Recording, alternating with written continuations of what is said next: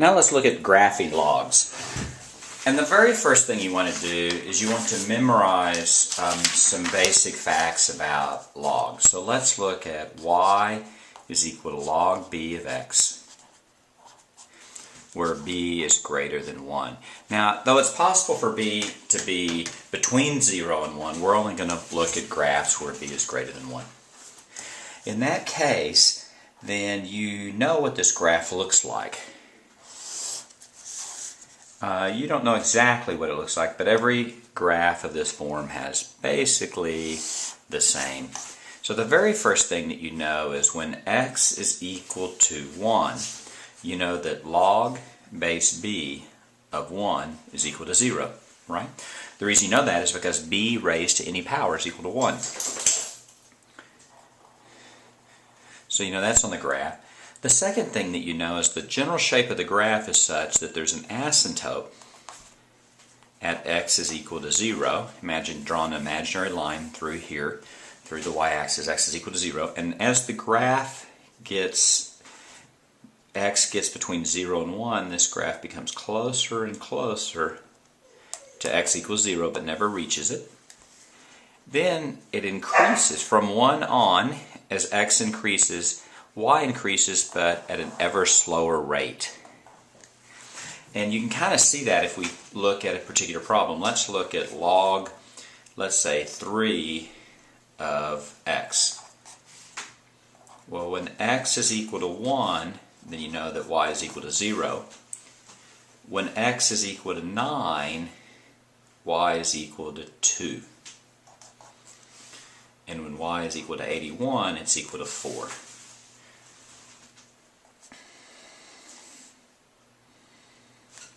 So you get a general shape of the graph. Now you can think, well, what role does b play here? Well, the basic role that b plays is it has to do, if you think about the steepness of the graph, and we'll go over that in a second. We can also think about shifts.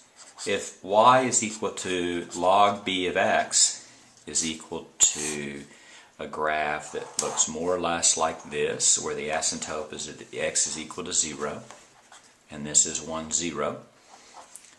Then when you take minus 1 times log b of x, you're going to have exactly the same graph, except you're going to have a reflection across the x-axis. So this part looks like this, and this part will look like this. So then you get a graph. The asymptote is the same. The asymptote, again, is x is equal to 0, but this point right here is going to be 1, 0. And now it's going to look roughly like this.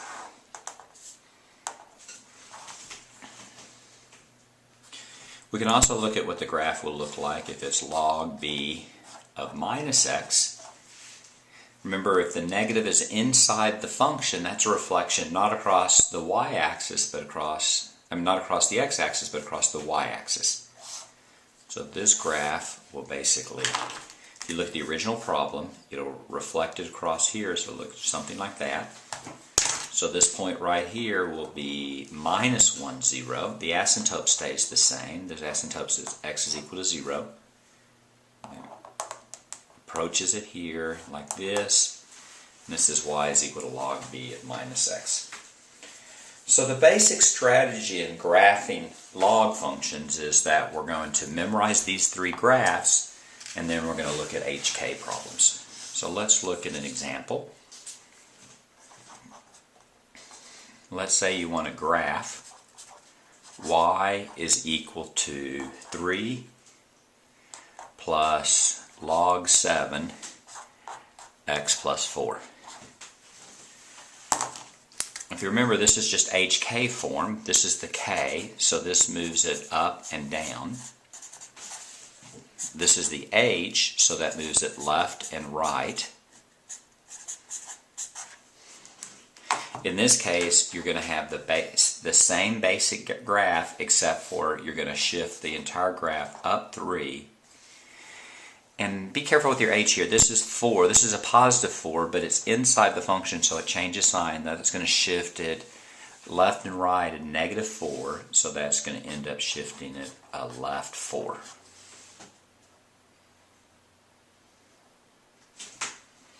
So you think about what the graph looks like.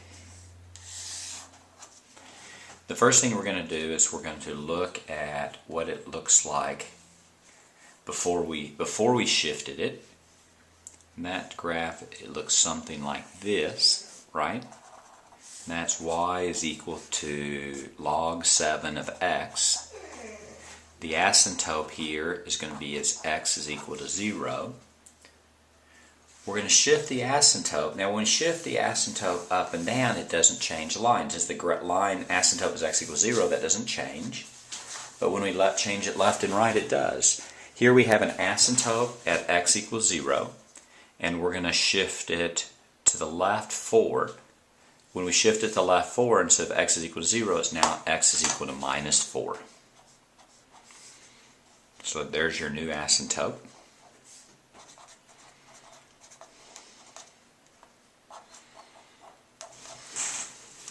This point was 1, 0.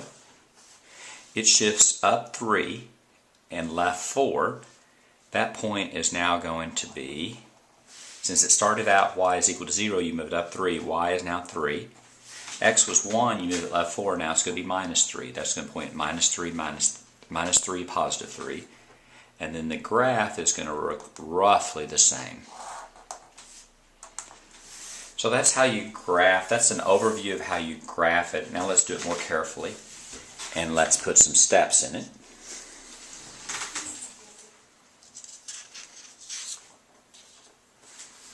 Again, let's use the same example. Graph y is equal to 3 plus log 7, x plus 4. Step 1 is to sketch if you want to think about it, you can call it the parent function, or you can think about it as the log purged of h and k. So, or you can say without h and k. So in other words, I'm going to sketch y is equal to log 7 of x. The asymptote is x is equal to 0. This point here is going to be 1, 0. It doesn't flip in any direction. Step 2 is I'm going to HK it, and I'm going to find the new asymptote.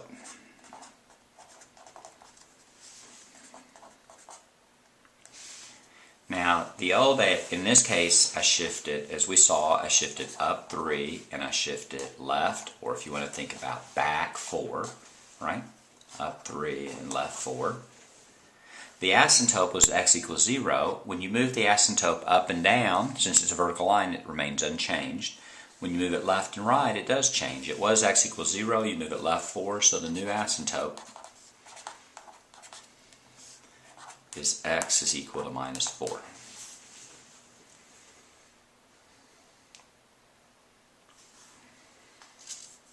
So first you see what the general function looks like, then you're going to find out what the shifts are, and by that you're going to find the new asymptotes. At that point I'm going to plot some points. You call this step 3. Step 3 is to find and plot points.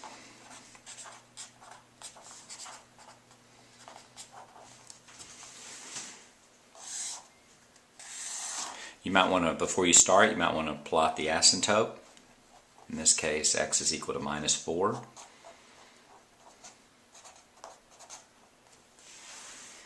Let's do x, and let's do y is equal to 3 plus log 7 of x plus 4.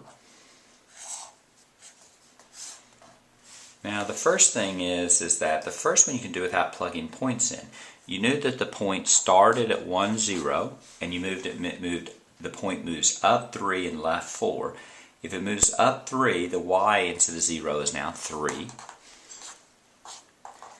And the x was 1, you move it less 3, now it's going to be a minus 3. So when x is minus 3, y is a positive 3. Now you might want to plug in some points so that you can use a calculator, it doesn't matter. But if we're going to plug in some points where we don't use a calculator, let's look at our original problem. We have log of x plus 4 is log of 7, so let's look at x is equal to a positive 3. Then we get y is equal to 3 plus log of 7, 3 plus 4. That's 3 plus log 7 of 7. Log 7 of 7 is just 1, so that's 3 plus 1, or 4.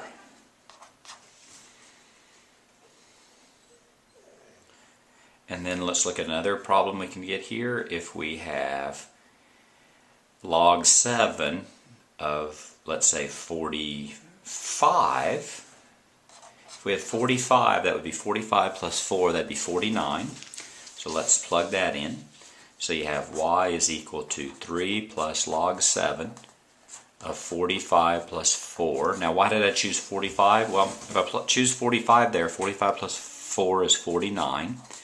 And log 7 of 49, log 7 of 49 is simply 2. So that's 3 plus 2 is 5. And I can choose any x's I want to. If you don't choose an x so that you can do this without a calculator, you simply use a calculator. And that actually gives you everything you need to know how to graph it. You have minus 3, 3. Minus 3 and 3 is about right there. Then you have 3 and 4. That's about there. And then 45 and 5 is going to be way off the graph. But you get the general shape. It's going to come up like this. It's going to get pretty steep here. This point right here is going to be minus 3 and 3. And this point here is 3, 4. And that's how you graph logs. If you need more help, there's another video, but we're done with this one.